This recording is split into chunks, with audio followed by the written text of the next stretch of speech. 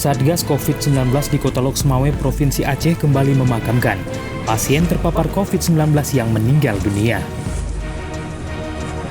Komandan Kodim 0103 Aceh Utara sekaligus Wakil Satgas COVID-19 Loksmawe Aceh Utara, Letkol Armet Oki Kistianto mengatakan, hingga Jumat 27 Agustus 2021, sebanyak 62 warga Kota Loksmawe dan 75 warga Aceh Utara yang meninggal akibat terpapar COVID-19.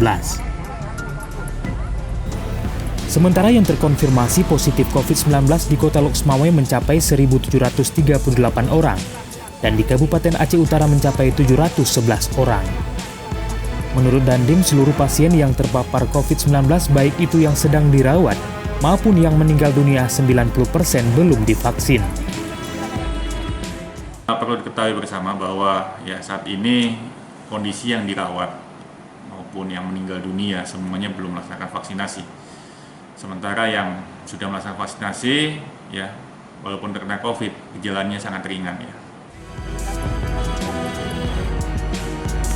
Saat ini Kota Loksmawe menjadi zona merah COVID-19. Satgas COVID-19 tempat akan melakukan penyekatan pada 4 wilayah sejak 30 Agustus hingga 6 September 2021.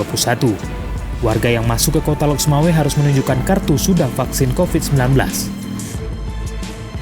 Dari Kota Loksmawe, Tim Liputan Aceh Video.